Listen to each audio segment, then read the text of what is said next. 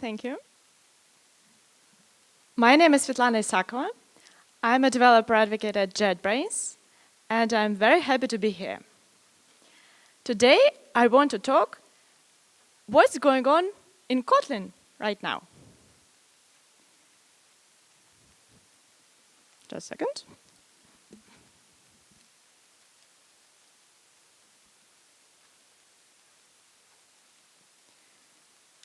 Kotlin is huge. More than 2 million developers all over the world use Kotlin nowadays. Back in 2011, when I joined the Kotlin project, I couldn't imagine the state today. I couldn't imagine how huge Kotlin is going to become. Many things happened during these years. One of the most important is acknowledgement Kotlin as a first-class citizen on Android. It took Kotlin 6 years to reach the mature state. It was a long period. And the question is, what happened after that? Where is Kotlin evolving right now? Probably everything is already set. Probably everything is already done. No, that's not the case. We have many new features and many new opportunities available today. Let's discuss that. If we look back at the Kotlin versions, we see that Kotlin 1.1 introduced coroutines, a big important features, new way to do asynchronous programming. In Kotlin 1.3, coroutines got stable. Now we can use it as a part of stable release. What's more, Kotlin 1.2 introduced multi-platform projects, and they are still under active development right now. Today, I want to talk at first about Kotlin evolution in general, and then discuss some of the experimental features available today for preview. Kotlin design team follows the following principle of pragmatic evolution. Language design is cast in stone, but this stone is reasonably soft, and with some effort, we can reshape it later. That means that the Kotlin designers are not afraid to introduce the new features to the language, sometimes probably even breaking changes, but with a lot of care. So we don't want Kotlin to stagnate. Everything evolves, and now we know lots of things how to do things differently, lots of ways how to improve things. And we can improve the language as well.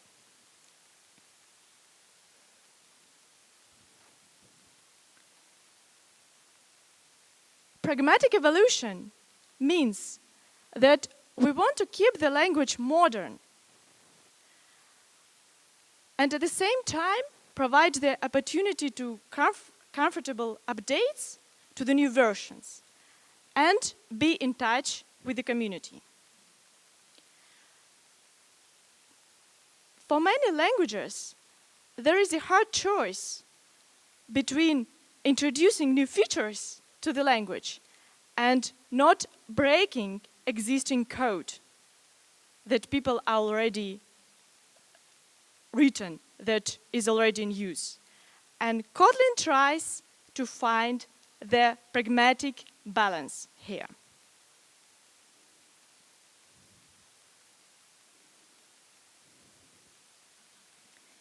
KEEP, Kotlin evolution and enhancement process, describes what can be introduced to the language.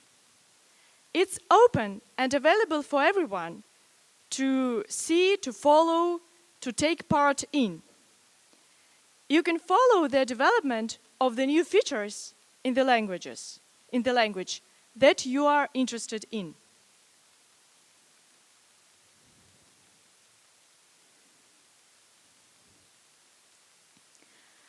We want to make the updates to new versions comfortable for all our users. That means, at first, having deprecation warnings well in advance, so that the community has enough time to update.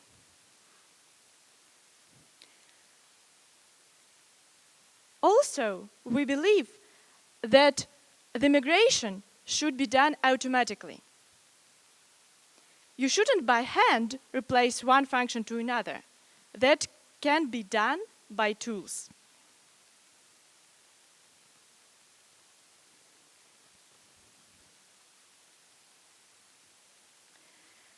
We try to keep in touch with the community.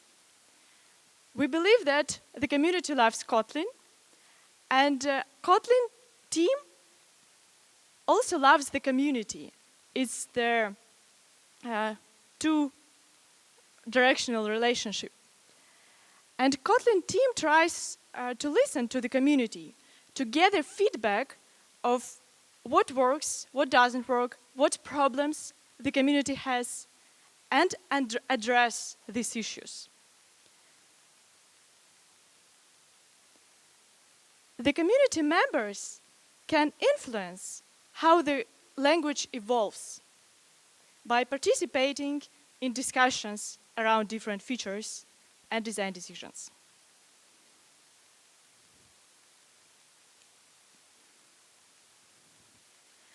We have contributors from all over the world, and there is even a talk how to contribute from KotlinConf 2017 that describes how it can be done. And after each blog post, we usually thank all our external contributors, and there is a long list of names, usually. And we are especially grateful to this secret person from Japan for his ongoing work for the Kotlin team, for the Kotlin language. So thank you.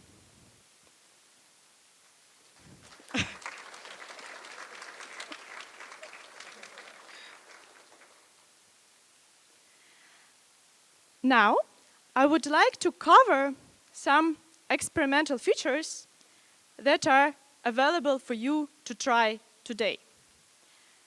These features are not part of the stable language yet, but they are going to be part of stable release in the future. And they are available for you to try today.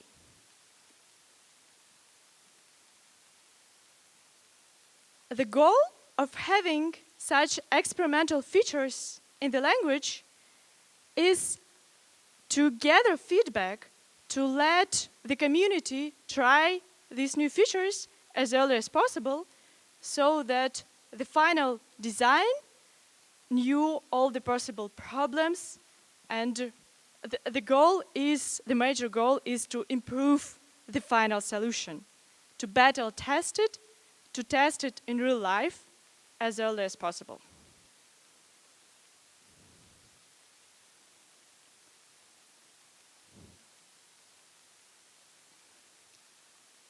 Experimental features can be changed in future versions. So we highlight that it's something not cut in stone yet. And during the experimental state, we gather feedback from real usages of this functionality. One cannot use experimental features by accident. You have to explicitly opt in to use these features, you need to explicitly give your consent to update your code base if something changes.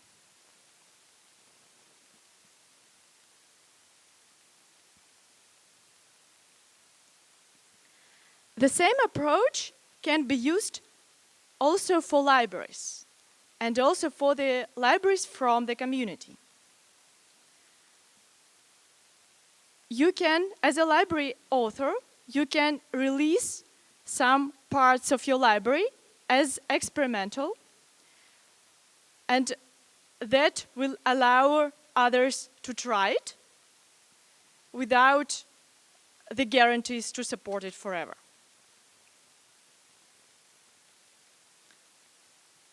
To make use of this functionality, library authors need to annotate parts of their experimental functionality with special annotations,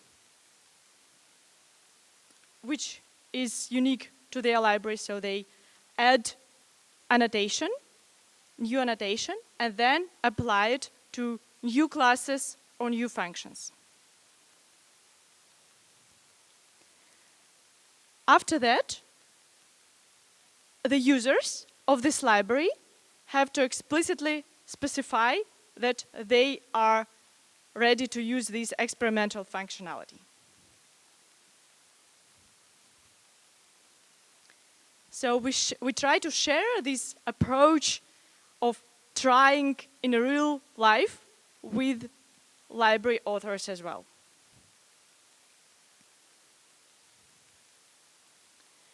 Experimental features allow us to have really good feedback loop with the community and to see what works, what doesn't work, to gather feedback and to improve the final solutions.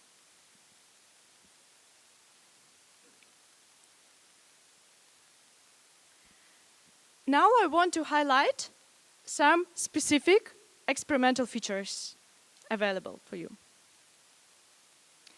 The first one is inline classes.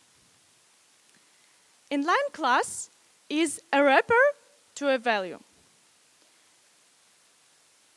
It removes an additional overhead of using a regular class as a wrapper. I will illustrate that with an example. I will use the part of the standard library for duration and time management API that is released in an experimental state in the latest release, and this API uses inline classes. You can read more about duration and time measurement API in the corresponding KEEP.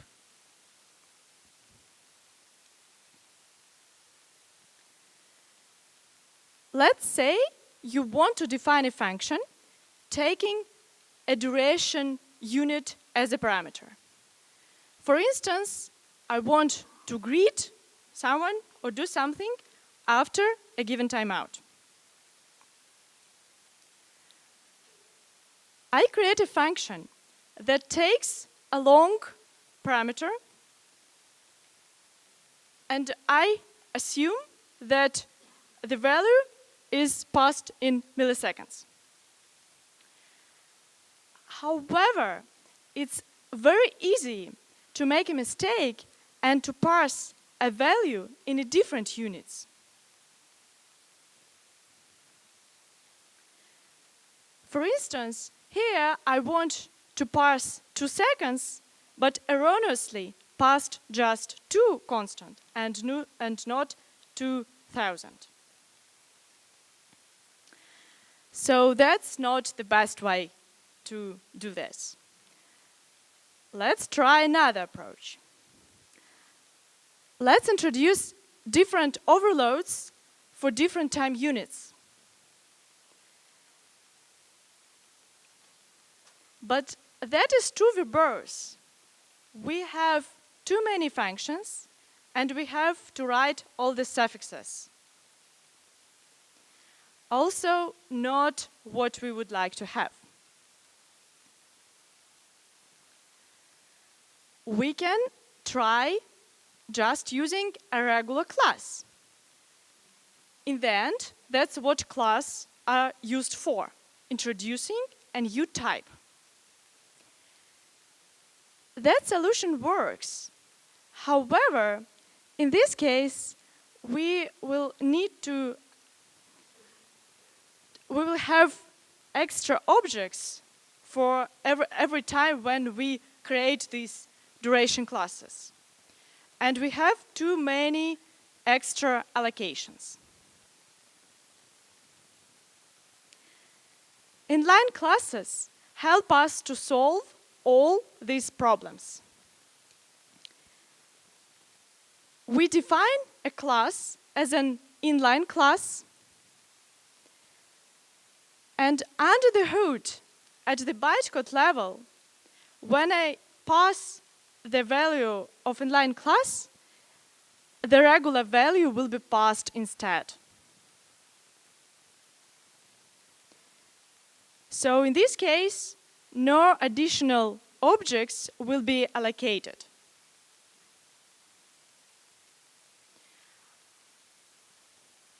I don't lose performance and have new type that better represents my structure, my use case.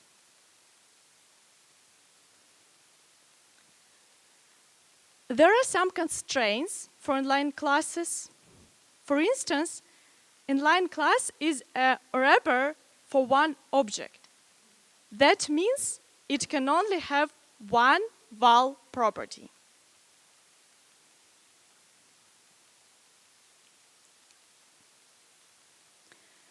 There are other constraints, but you can read about them in their corresponding keep for inline classes. Extension properties, another language feature, allow us to have a very convenient way to create duration instances. Here, I use seconds property to create duration of 2 seconds, and I have units explicitly written in the code. That solution solves really well my initial problems.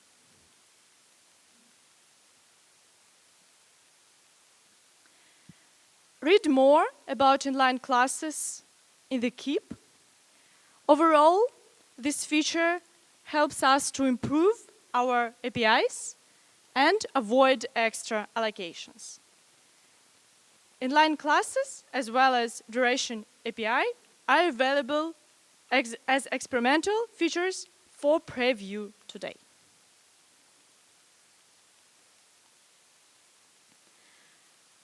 The second experimental feature I want to highlight during this talk is contracts.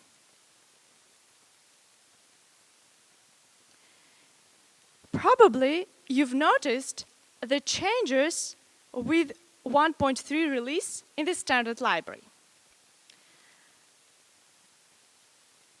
There is this very simple function that checks whether receiver's nullable string is null or empty. It just returns the corresponding result. However, since Kotlin 1.3, it looks much more complicated. And you can inquire, what does that mean? Why do we need this contract code or something?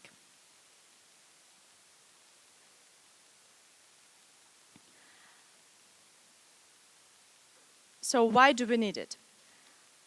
Before Kotlin 1.3, there was the following behavior with this code. You could use isNull or empty function, but it wouldn't smart cast the resulting value.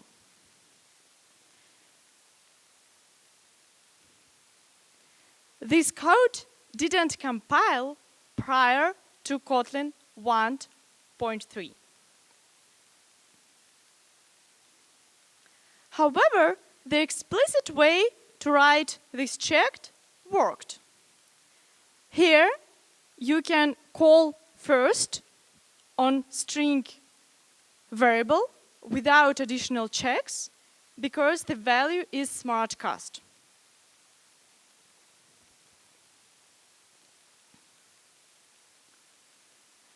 Another example. Again, before Kotlin 1.3, this code didn't work. The Kotlin compiler gave us an error saying that you can't initialize answer variable inside the run function.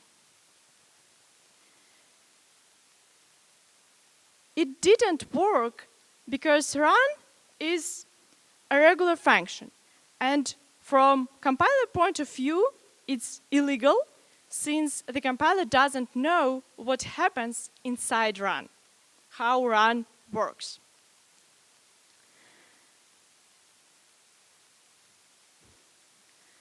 Kotlin contracts allow to solve both these issues and many more. Kotlin contract is a way to share additional information about the function behavior with the compiler.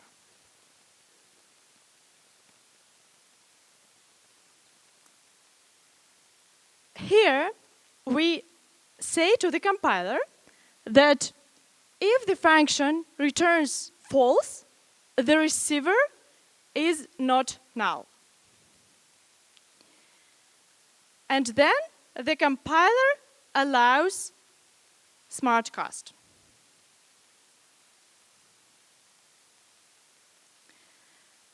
The same works for my second example. Here, with the contract, we say this lambda will always be called once. And this information allows the compiler to allow such initialization.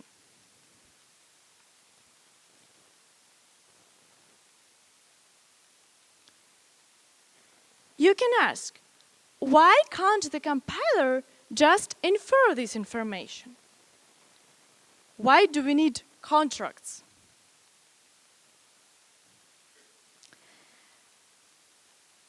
Because then this information will be implicitly inferred, and that means it can be implicitly changed and can accidentally break code depending on it.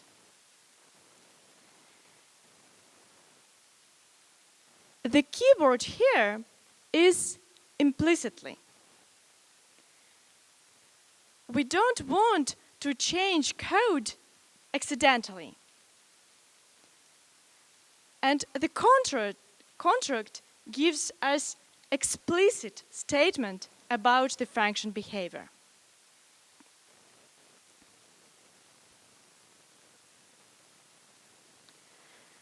There is a talk later today in the agenda where you can learn more about contracts if you're interested. As a summary, contracts make some handy function from the standard library even more useful. It's not only for run or is empty or null. More functions already are annotated with these contracts. The way how the contract is defined most probably will be changed in the future, and more use cases will be supported, but you can try contracts even now.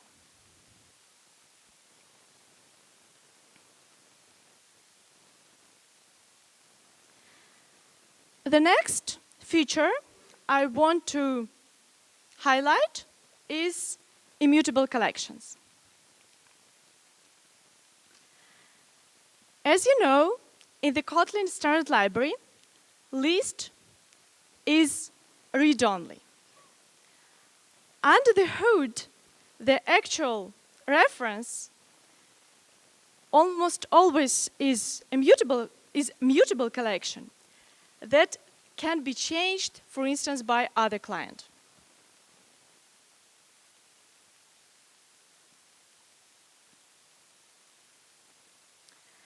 We have plans to introduce truly immutable collections to the library.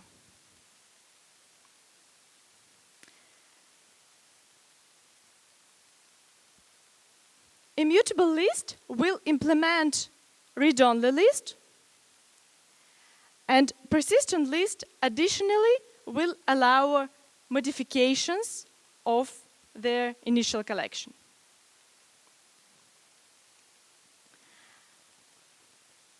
Modification operation should return a new collection, since the initial one can't be modified.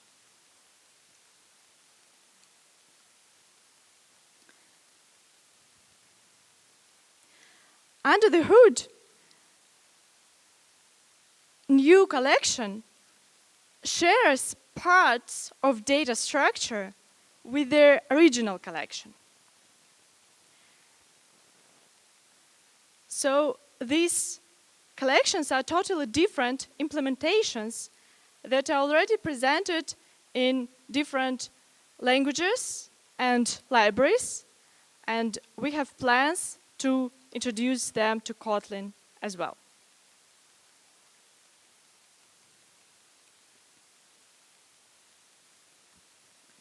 You can apply a bunch of operations using the builder pattern.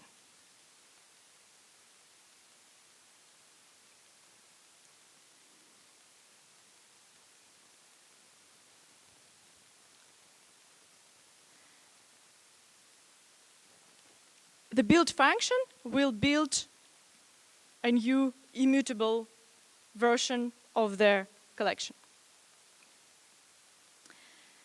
You can read more about immutable collections in the corresponding keep. At some point, it's not clear when exactly, at some point they are going to be part of the standard library, but you can try them today and share your feedback, what works for you, what doesn't work, and why.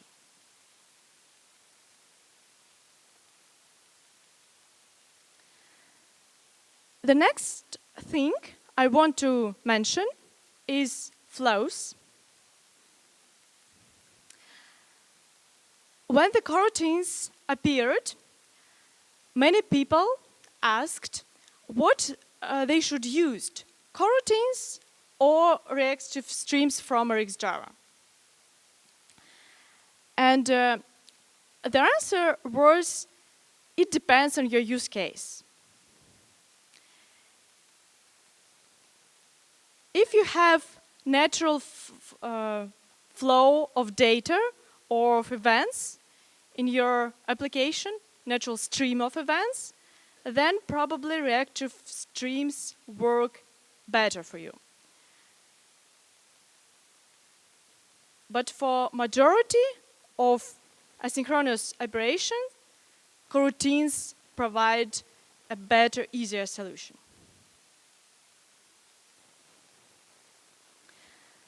Right now, we are going to introduce reactive streams themselves to the coroutines library. Flow is the type that represents reactive stream, but it is based on the suspension mechanism and works through suspend features. So basically, flow is suspend-based implementation of reactive streams. It can be easily integrated with reactive streams from RxJava. You can convert it back and forth to publisher using extension functions. So you can easily introduce flows if needed, if you're already working with RxJava.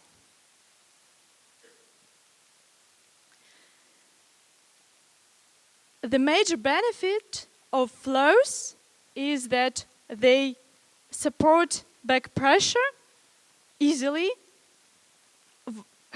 thanks to suspension mechanism. It's very easy to define custom operators on flows.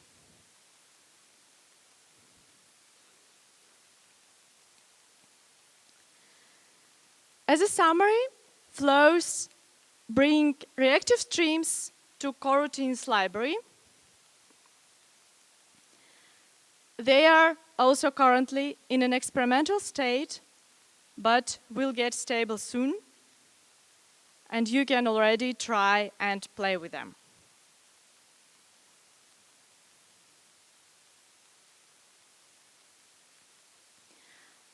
The last feature I want to talk today is multi-platform projects. It's another huge and important story for Kotlin right now. Even if you don't know anything about multi-platform projects, probably you've noticed the following changes in the Kotlin standard library. Before that, you just have a function and its implementation in the standard library. But now you see these expect and actual keywords, even if you just use Kotlin JVM, but you already see expect and actual in the dependencies.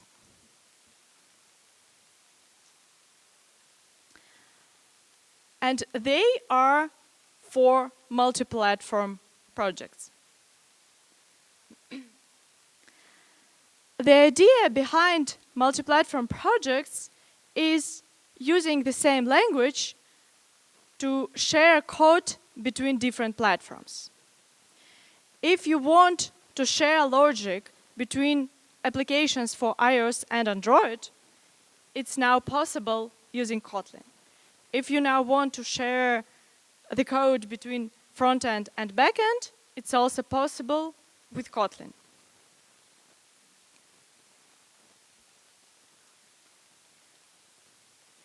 There is no goal to share the whole application in Kotlin, to have the common code of the whole application. The idea is to share only some parts, for instance, the business logic, and keep another parts, mainly UI, platform dependent.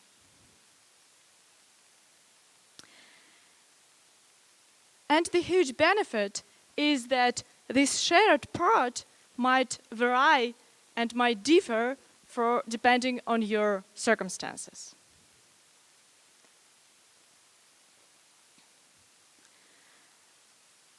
In the common code, you define expect declarations, and you can use them from the common code. And you provide different actual implementations for different platforms.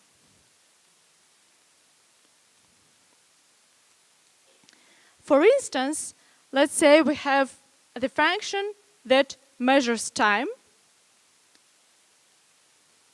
In the common code, you define only its declaration without the body. And you use it from the common code. You can write another code depending on this declaration.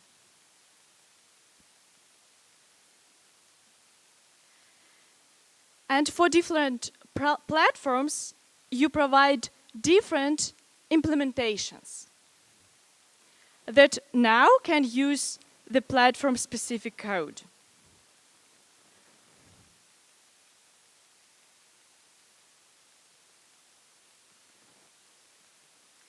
The standard library now is multi-platform library.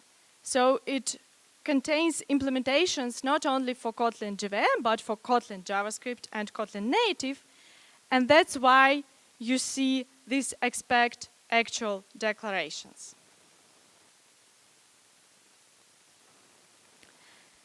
In the common code, you can use the standard library.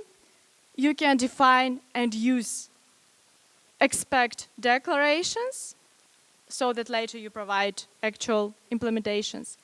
And you can use other multi-platform libraries.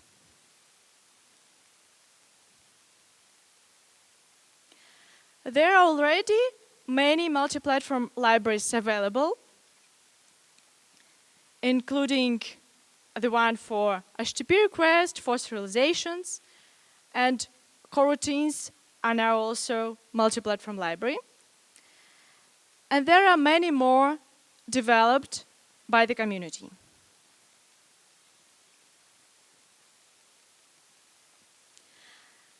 Many apps already use this technology in production, despite it is so far in experimental state. It seems there is very high demand on this idea of sharing the code between the platforms, so there are many successful examples of applications already in use. And in the next, at the next KotlinConf, there will be several talks about what people are already doing with this technology.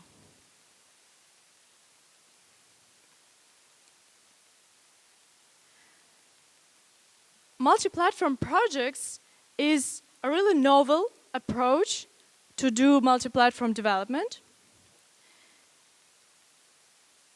You can easily adjust what you want to share and what you want to keep platform dependent. And you can go and try this technology right now.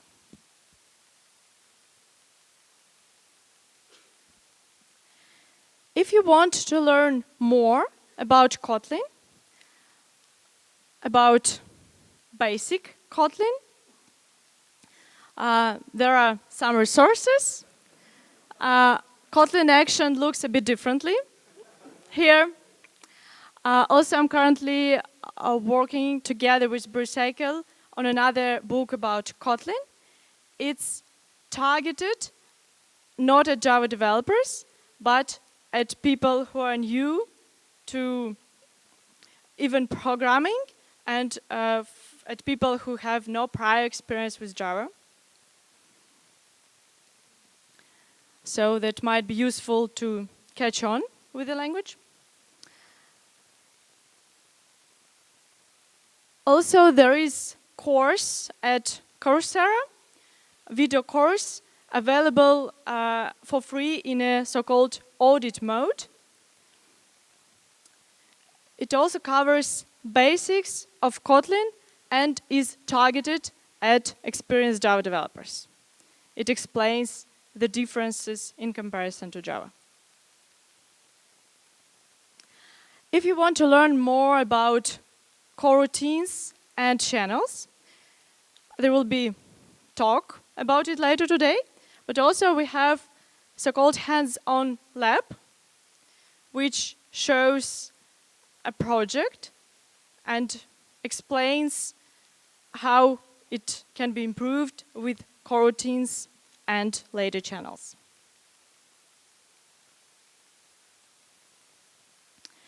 So, thank you very much for your attention and have a nice Kotlin!